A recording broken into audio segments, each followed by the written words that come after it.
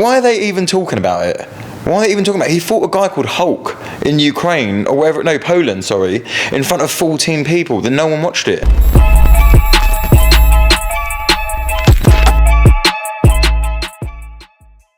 This is Jonathan Aguilar for Pro Boxing Fans, joined by Shane Watson here in Las Vegas, deep into camp with Joe Joyce. How's everything been going?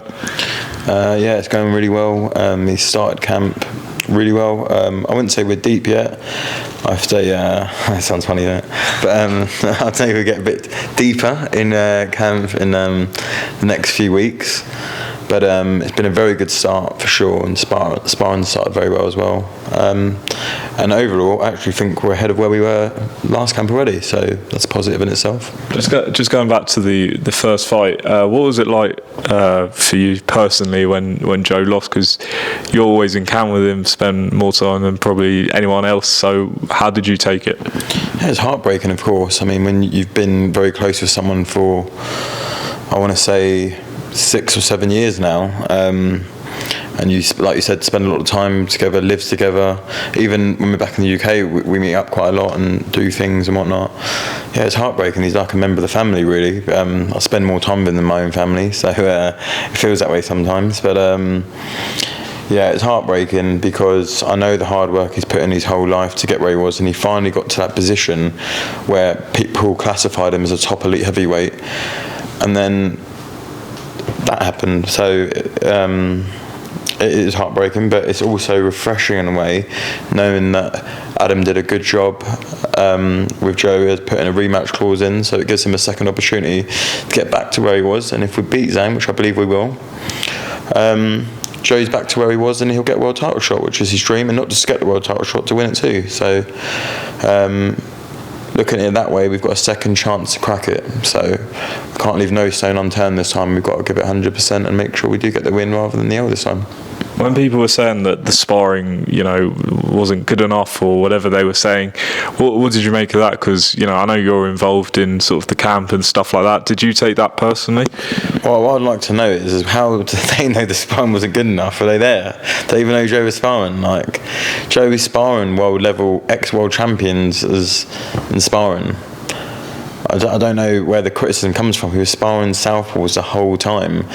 But I don't think people realise as well, because I don't know if they've ever been in boxing camps before, or if they've ever worked in boxing camps before.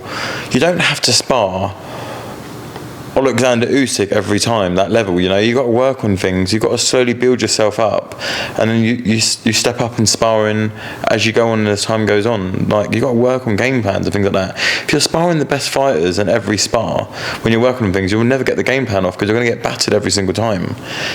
So I don't understand the criticism in that when people weren't in the camp. I think it comes from because Carl Frampton said live on air that it looks like Joe's never seen a southpaw before. I think then people literally took that as in Frampton knew that Joe hadn't sparred any southpaws, but he was just making an off-the-cuff comment that it looked as if Joe had never seen a southpaw. It doesn't mean he actually hadn't not seen a southpaw, because he had 3 days a week for 6 or so weeks, so maybe a bit longer. So yeah, but there's a lot we can do better, and there's a lot we're doing better now. As I said, he's already looking better, to make sure we have a better training camp and give him the best possible opportunity to win the fight. Without giving too much away, what has to be different for Joe to win this fight? I mean, there's a lot of things. I mean, a lot of people are saying it online, so it wouldn't be too hard to figure out. But yeah, obviously I'm not really going to say much about it, but there's a lot of things that needed to be better from a team perspective, and from himself as well. So and he's putting all the hard work in and the effort now. We're putting the hard work and effort in for him as well, to make sure everything outside of the ring goes as smooth as possible. So only he has to worry about is what he's doing in the ring, which is what every elite level fighter should have to do anyway. And I spoke to Joe just before, and he was like, before the first fight, everyone was saying how great he is, and you know, the chin's brilliant and everything like that, and he says now, you know, they're not saying that. So have you seen a mindset change from Joe? Yeah, completely different mindset. Yeah. And do you know what? Joe always shines as an underdog. His best performances come as an underdog in his career, and it's probably a little bit of a wake-up call for him in a way as well. You know, it's every fight at this level is incredibly hard. They all want what you've got, which is the golden ticket to the world heavyweight title, which now is what Zhang's got.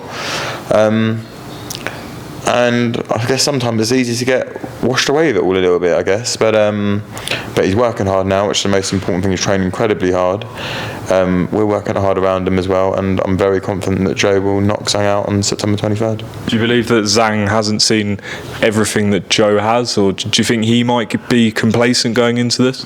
I don't think Zhang will be complacent, because he will know in the back of his mind that if he beat Joe again, that he's changed his life forever and his family's lives forever, and he's got a good shot at being a world heavyweight champion. And I think he can beat some of those top level guys as well. I mean, Joe is one of those top level guys. He's already got one of them, and I think he could. But I know for sure that Joe's going to beat him in the rematch. I'm very confident. I believe in him. So I wouldn't be here, and he wouldn't be here if he didn't. So remember, he didn't have to take this rematch. Joe didn't have to take this because of the man that he is and the character that he is, and he backs himself. That's why we've taken the rematch.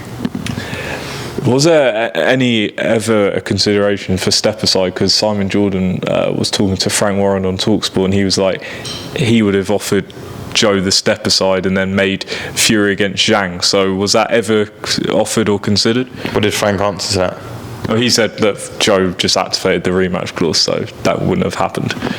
I mean, pretty much is true. There were small discussions and other things that it's not even really worth talking about because it was that small. But Joe made it very clear that all he wanted was the rematch. But as a team, you always want to present opportunities, and then you pick the best one. And Adam had some small discussions with Frank about other potential opportunities, but Joe wasn't interested. A few more before we finish. Fury and Ngannou. I'm sure you would have seen Joe spar Ngannou before, or have you? I haven't, because I actually wasn't there, but I've heard pretty much there is all to hear about it. And you know what, Joe gives him credit. He says how strong he is, and for Joe to say someone's really strong, considering he's arguably one of the strongest heavyweights himself.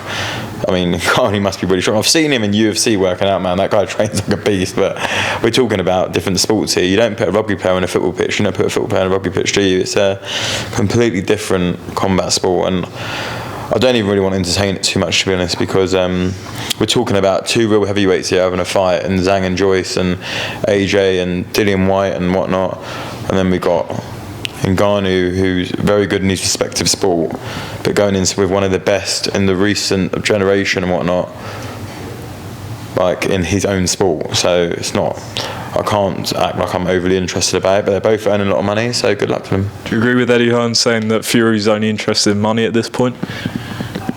Well, I mean, it looks that way, doesn't it? I mean, he doesn't want to fight any genuine contender. He doesn't want to entertain other big money fights in the pro circuit. I mean, if you're fighting Ngannou in Saudi Arabia, there's only one reason why you're having that fight, isn't there? He's not having it for any other reason other than earning money. And listen, I'm not against that. I'm not with the event, but I'm not against earning loads of money and providing generational wealth for future families and whatnot. So it's a short career, you've got to earn your money. But the problem is, he's not actually fighting anyone at the same time. See, if he had defended in February or something against, I don't know, and beat Usyk, or even against like a top 10 contender, I don't think anyone would really moan that much. But the fact is, you didn't fight AJ because of that 2-week gap, and then fought Chisora instead, to then fight, I think was it Usyk in February, then didn't fight him, hasn't still fought to this day, and now you're fighting Ngannou instead. I can see why the fans are pretty pissed off by that, to be honest. I think I'd be pissed off as well, so fair enough. Two more and then we're done. Your old mate Billy Nelson came out with some comments suggesting or saying that he believes that Piccoli would stop Deontay Wilder. What's your reaction to that? I'm not actually laughing at Piccoli at all, by the way, because that guy is a top level heavyweight, man. He can really fight. I swear to you, he can really fight. But I just can't hear Billy Nelson's name without laughing, honestly. And I'm not even being horrible. He just makes me laugh. I just look at him. You know, he's always really close to the camera for some reason, isn't he? Like, he gets really close and he gets really aggressive in the camera. But what happened in that fight? But why are they even talking about it? Why are they even talking about? He fought a guy called Hulk in Ukraine or wherever. No, Poland. Sorry, in front of 14 people. Then no one watched it. Like, why is he talking about Wilder? Actually fight someone. Rematch Hunter. Beat someone. Actually beat someone. Like. And what would happen if they fought? Well, I'm going off of a guy that's had over 10 world title defences and ironed out some very good fighters, and a guy who got beaten by Michael Hunter and he pulled out of the fight. So anyone with a brain cell would say that Wilder would knock him out, because Bakole hasn't showed us anything against a top level guy. All he is the undisputed champion in the world in sparring, apparently, and no one's seen it. So it's all good being a good sparring partner, but that's all he's ever shown us. So yeah, like, it is what it is, but it's just a pointless fight. It's never going to happen, is it? It's pointless even talking about it. Light's gone, but last question. Conor Benn was cleared by UKAD this morning. What do you make of that? And obviously he's going to get back in the ring soon. Again, I'm not a scientist, but it's not a great look for the sport in the sense of, you know, where do we sit with testing, and where do we sit if you fail? And if it should be, I think there should be more clarity if there's a relationship between VADA and UKAD. Because obviously there was a bit of a situation with Billy Joe years ago, and when he was meant to fight Demetrius Andrade, where WADA didn't have the problem, but was it VADA did or something like that? It was a bit of a mix-up. Then UKAD cleared him, but no, and then WADA didn't. No, sorry, it was banned on WADA, but it was cleared on UKAD. But this fight was in the United States, so it didn't matter. So he still had to serve, I think, a 6-month ban in the States. It was at the time. So yeah, I think there needs to be more clarity there, and that's a good reason now to do that. If you can be banned on a VADA test with UKAD, then that should be confirmed and in writing, so everyone understands that. And I think if Conor Benn's innocent, he should be able to fight. Obviously, it's hard to see if someone is innocent because they still have 2 positive tests, don't they? But obviously, they believe he is, and I think. If he is, he should be having big fights back in the UK. Like, I can't really say much, because again, I'm not part of Conor Benn's team. I still haven't seen the reason why he's been cleared, so I can't make an opinion on that either. But I'm just, in a way, I'm actually just happy that it's kind of all over, because it wasn't a great look for boxing for a long time. It's been almost a year, and let's actually talk about some great fights that are getting made, like Crawford and Spence, you know, and Inoue Fulton the other day, and you got Joshua White, we've got Fury Zhang. These are good fights for boxing, and these are top level fighters fighting each other, and that's what we should talk about, because boxing can do good things every once in a while. Shane, appreciate your time here in Vegas. Last message to people doubting Joe Joyce heading into the rematch. Keep doubting him, so all the people that do back Joe Joyce will earn even more money. That's what we want to see. Bash.